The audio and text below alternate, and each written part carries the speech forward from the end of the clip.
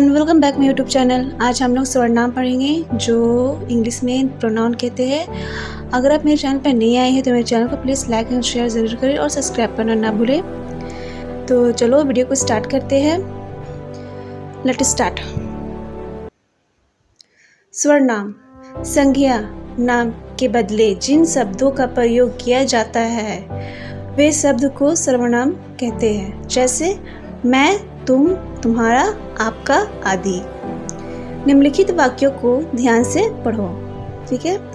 सीता ने सीता के भाई से सीता के भाई की किताब मांगी। यहाँ पर सीता जो है वो बार बार यूज़ हो रहा है, तो इसे पढ़ने में थोड़ा सा अटपटा लग रहा है, तो हम लोग इस तरह से लिख सकते हैं। सीता ने अपने भाई से उसकी किताब मांगी।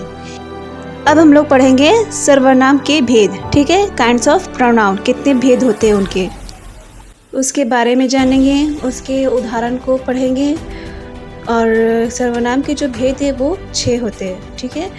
देखते हैं कौन कौन से होते हैं काइंड्स ऑफ प्रोनाउन। पहला है पुरुषवाचक सर्वनाम, जिसे हम लोग इंग्लिश में पर्सनल प्रोनाउन कहते हैं, ठीक है। दूसरा होता है निष्ठवाचक सर्वनाम, जिसे हम लोग डेमोन्स्ट्रेटिव प्रोनाउन कहते हैं। तीसरा होता है अनिश्चयवाचक सर्वनाम, जिसे हम लोग इंग्लिश में इनडेफिनेट प्रोनाउन कहते हैं। चौथा है संबंधित वाचक सर्वनाम, जिसे हम लोग रिलेटिव प्रोनाउन कहते हैं। और पांचवा होता है प्रश्नवाचक सर्वनाम, जिसे हम लोग इंट्रोगेटिव प्रोनाउन कहते हैं। और लास्ट जो होता है निजवाचक सर्वनाम, जिसे हम लोग रिफ्लेक्सिव प्रोनाउन कहते हैं। तो अब हम लोग इसके बारे में पढ़ेंगे एक एक करके। पहला है पुरुषवाचक सर्वनाम। जिन सर्वनाम शब्दों का प्रयोग बोलने वाले, सुनने वाले और अन्य व्यक्तियों के लिए होता है उन्हें पुरुषवाचक सर्वनाम कहते हैं, ठीक है। जो बोलने वाले हो, सुनने वाले हो, उसे हम लोग पुरुषवाचक सर्वनाम कहते हैं। जैसे कि मैं बोलने वाला, तुम सुनने वाले, वो अन्य व्यक्ति, ठीक है। अब हम लोग इसका उदाहरण देखते हैं। मैं पटना में रहता हूँ, तुम यहाँ आकर बैठ जाओ। ये क्या हो गया, ये पुरुषवाचक सर्वनाम का उदाहरण हो गया। वो पढ़ाई में अच्छा है।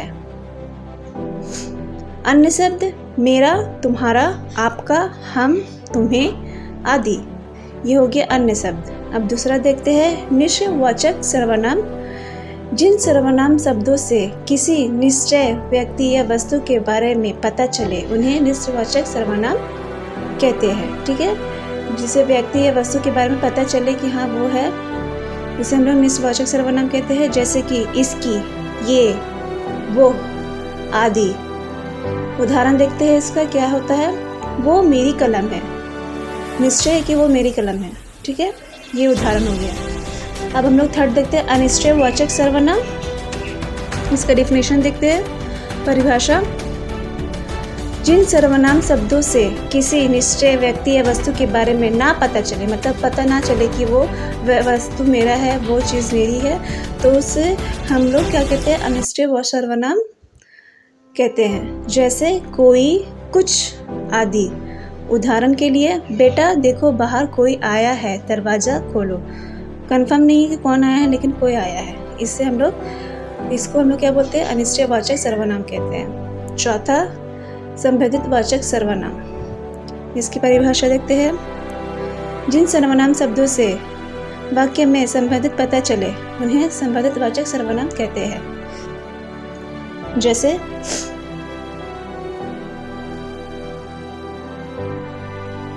किसे, उसे, जो, जिसका, उसका आदि। उदाहरण देखते हैं। उदाहरण क्या होगा, जो मेहनत करेगा उसको सफलता मिलेगी, ठीक है। ये हो गया एग्जाम्पल, उदाहरण हो गया। पांचवा प्रश्नवाचक सर्वनाम, इंट्रोगेटिव प्रोनाउन। इसकी परिभाषा देखते हैं। जिन सर्वनाम शब्दों का प्रयोग प्रश्न पूछने के लिए किया जाता है, प्रश्न पूछने के लिए किया जाता है, सवाल पूछने के लिए किया जाता है, उन्हें हम लोग प्रश्नवाचक सर्वनाम कहते हैं। क्वेश्चन पूछा जाता है उसे हम लोग क्या कहते हैं, प्रश्नवाचक सर्वनाम कहते हैं। जैसे कौन, किसे, क्या आदि। इसका एग्जाम्पल उदाहरण देखते हैं क्या होता है। तुम खाना में क्या खाओगे, ये क्वेश्चन है। तुम खाना में क्या खाओगे, तुम कहाँ जाओगे, तुम कैसे पढ़ोगे। इस तरह से जो क्वेश्चन पूछा जाता है वो इंट्रोगेटिव यानी प्रश्नवाचक सर्वनाम कहते हैं। 6 निजवाचक सर्वनाम, ये जो है वो लास्ट है। इसकी परिभाषा देखते हैं। जिन सर्वनाम शब्दों का प्रयोग खुद अपने लिए किया जाता है उन्हें निजवाचक सर्वनाम कहते हैं। खुद के लिए किया जाता है प्रयोग वो शब्द, तो उसे हम लोग क्या कहते हैं? निजवाचक सर्वनाम कहते हैं। जैसे खुद, अपना, अपने, आप आदि। ठीक है, इसका एग्जाम्पल देखते हैं हम। उदाहरण, मैं खुद चला जाऊंगा, मैं खुद कर लूँगा। ये सब एग्जाम्पल जो है वो निजवाचक सर्वनाम के हैं। यहाँ पर हमारा जो वीडियो वो कंप्लीट होता है। हम लोगों ने इस वीडियो में आज सीखा है, प्रोनाउन के बारे में पढ़ा है, प्रोनाउन के काइंड्स के बारे में पढ़ा है, उसके भेद के बारे में पढ़ा है, उसके बारे में पढ़ा है और कुछ एग्जाम्पल्स भी हम लोगों ने देखा है। अगर आपको मेरी वीडियो अच्छी लगी हो तो मेरे वीडियो को प्लीज़ लाइक एंड शेयर ज़रूर करें और सब्सक्राइब करना ना भूलें। Thank you for watching my video. मिलती हूँ मैं नेक्स्ट वीडियो में नए टॉपिक के साथ। Thank you.